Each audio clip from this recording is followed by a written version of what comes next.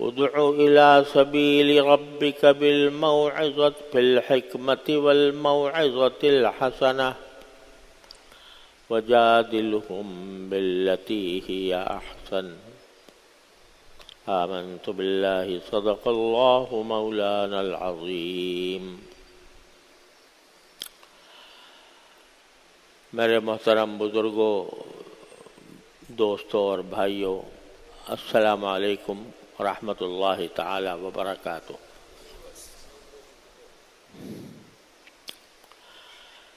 یہ آیت کریمہ ہے جو میں نے ابھی آپ کے سامنے تلاوت کی ہے۔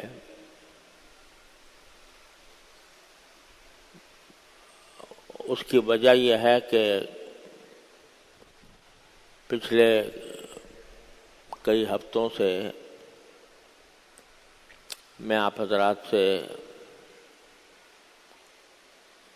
ایک اہم فریضے کی طرف متوجہ کرتا رہا ہوں جو ہر مسلمان کے ذمہ واجب ہے، اور وہ یہ ہے کہ امر بالمعروف اور نہی عن المنکر، دوسروں کو نیکی کی ہدایت اور تلقین کرنا اور برائی سے روکنا۔ قرآن کریم نے یہ فرمایا ہے کہ یہ امت، یعنی نبی کریم سرور عالم صلی اللہ علیہ وسلم کی امت، یہ صرف اپنے لیے پیدا نہیں کی گئی بلکہ تمام انسانیت کے لیے پیدا کی گئی، اخرجت للناس۔ لہذا ان میں سے ہر ایک کا یہ فرض ہے کہ اگر کوئی شخص کسی برائی میں ہے تو اس برائی سے اس کو روکنے کا فریضہ انجام دے، لیکن اس کے لیے ضرورت ہے کہ دعوت کے آداب اس کو پتہ ہوں، کہ دوسروں کو دین کی کسی بات کی طرف دعوت دینے کا طریقہ کیا ہونا چاہیے۔ تو یہ آیت جو میں نے آپ کے سامنے تلاوت کی ہے، اس میں اللہ تبارک و تعالی نے دعوت کے آداب بیان فرمائے، اور یہ فرمایا کہ ادعو الی سبیل ربک، لوگوں کو دعوت دو، بلاؤ اپنے پروردگار کے راستے کی طرف۔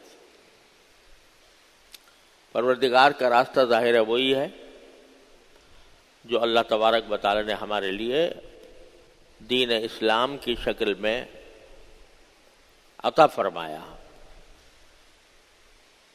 تو حاصل یہ ہوا کہ لوگوں کو دین کی طرف بلاؤ، اور دین کی طرف بلانے کا مطلب یہ ہے کہ دین کے تمام احکام کی طرف بلاؤ۔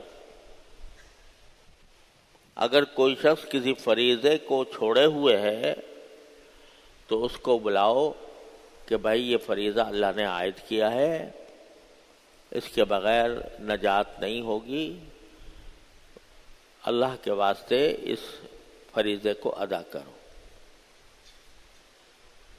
اور اگر کوئی کسی گناہ میں مبتلا ہے تو اس کو بتاؤ، سمجھاؤ کہ یہ کام گناہ کا کام ہے، اس سے اپنے آپ کو محفوظ رکھو، کیونکہ دنیا کا کچھ پتہ نہیں ہے، کسی بھی وقت زندگی ختم ہو سکتی ہے، اور آخرت کے عالم میں انسان کا انجام برا ہو سکتا ہے۔ لیکن اس دعوت کے لیے اللہ تبارک و تعالی نے دو اصول بیان فرمائے ہیں، بالحکمت والموعظۃ الحسنہ، حکمت کے ساتھ بلاؤ۔ حکمت بڑا جامع لفظ ہے، اور کسی ایک لفظ سے اس کے تمام مفہوم کو بیان کرنا مشکل ہے۔ حکمت کے لفظی معنی ہوتے ہیں دانش مندی، عقل مندی، لیکن اس کے جو وسیع مفہوم ہے اس میں یہ بھی داخل ہے کہ جیسا پچھلے جمعہ میں نے عرض کیا تھا کہ ایسا ماحول دیکھو جس میں کہ دوسرا آدمی اطمینان کے ساتھ بات سن سکے، سمجھ سکے۔ ایسے موقع پر نہ کرو جہاں اس کے دل میں بات سمجھنے کے بجائے لڑائی کا جذبہ پیدا ہو جائے اور وہ اپنا دفاع کرنے کی کوشش میں لگ جائے، بلکہ ایسا موقع تلاش کرو جس میں کہ وہ اطمینان کے ساتھ تمہاری بات سن سکے۔ ایک تو بات یہ ہے، اس حکمت کے اندر ایک بات یہ داخل ہے، اور دوسری بات یہ داخل ہے کہ بات نرمی سے کرو، سختی سے نہیں۔ یعنی اگر کسی کو کوئی سخت برائی میں مبتلا ہے، بہت زیادہ سنگین گناہ میں لگا ہوا ہے، تب بھی اس کو سختی سے نہ کہو، بلکہ محبت سے کہو، شفقت سے کہو، نرم الفاظ میں کہو۔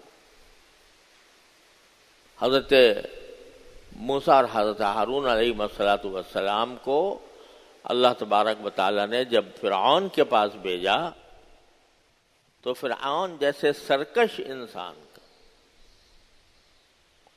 کے لیے یہ فرمایا کہ قولا لہ قولا لینا، اس سے جا کر نرمی سے بات کرنا۔ ایک شخص خدائی کا دعوے دار ہے، اپنے آپ کو خدا کہتا ہے، اور اس سے بڑا گمراہ کوئی ہو نہیں سکتا جو اپنی خدائی کا دعوے دار ہو، لیکن حضرات انبیاء کرام علیہ السلام کو جب بھیجا اس کے پاس تو فرمایا کہ ان کے سامنے نرمی سے بات کرنا، اور لعلہ یتذکر او یخشی، ہو سکتا ہے کہ وہ نصیحت قبول کر لے، ہو سکتا ہے کہ وہ اللہ کے خوف میں آ جائے، اللہ کا ڈر اس کے دل میں پیدا ہو جائے۔ یہ کون کہہ رہا ہے؟ اللہ جل جلالہ، جس کے علم ازلی میں یہ بات موجود ہے کہ وہ فرعون ایمان لانے والا نہیں ہے، لیکن دعوت دینے والے کو، انبیاء کرام کو یہ فرمایا کہ تمہیں دعوت اس امید کے ساتھ دینی چاہیے کہ شاید ہی میری بات سن لے، لہذا نرمی کے ساتھ بات کرنا، سختی مت کرنا۔ تو یہ پہلا اصول جو قرآن نے حکمت کا بیان فرمایا وہ نرمی ہے۔ جتنے پیغمبر آئے ہیں انبیاء کرام علیہ السلام، جن کے واقعات اللہ تعالیٰ نے قرآن مجید میں بیان فرمائے ہیں، ان سب کا یہ حال تھا کہ جب وہ اپنی قوم سے خطاب کرتے تو نرمی سے کرتے، سختی نہ کرتے۔ کیوں نرمی؟ اس لیے کہ ایک شخص جو کسی گناہ میں مبتلا ہے، کسی گمراہی میں مبتلا ہے، اس کی مثال ایک بیمار کسی ہے۔ ایک جسمانی بیمار ہوتا ہے، ایک روحانی بیمار ہوتا ہے۔ جسمانی بیماری آپ سب جانتے ہیں کس قسم کی بیماریاں آ جاتی ہیں انسان کے پر۔ تو جو روحانی بیمار ہے اس کا معنی یہ ہے کہ وہ اس کا ذہن خراب ہے، اس کا عقیدہ خراب ہے، اس کی عمل خراب ہے، تو در حقیقت وہ بیمار ہے۔ تو جو کوئی آدمی بیمار ہوتا ہے اسے سختی نہیں کی جاتی تو کیوں بیمار ہوا، اس سے شفقت کا برتاؤ کیا جاتا ہے، نرمی کا برتاؤ کیا جاتا ہے، اور اس کو بہلا کر پھسلا کر کسی طرح دوا پلا دی جاتی ہے۔ وہ دوا نہیں پینا چاہتا، طبیعت اس کی ابا کرتی ہے، نہیں مانتی، لیکن کیسے بہلا کر پھسلا کر خیر خواہی کے ساتھ اس کو دوا پلائی جاتی ہے، اس کا علاج کرایا جاتا ہے۔ تو اسی طرح اگر کوئی شخص روحانی طور پر بیمار ہے، یعنی گناہوں میں، گمراہی میں مبتلا ہے، تو اس پر غصہ نہ کرو، اس پر شفقت کے ساتھ، خیر خواہی کے ساتھ اس کے ساتھ معاملہ کرو، بیمار جیسا، کہ اس کو ایسے الفاظ سے خطاب کرو جس سے وہ یہ سمجھے کہ یہ شخص میرا کوئی دشمن نہیں ہے، مجھے بدنام کرنا نہیں چاہتا، یہ میری خواہی میں کہہ رہا ہے. نرمی سے اگر بات کرو گے تو یہ ہوگا.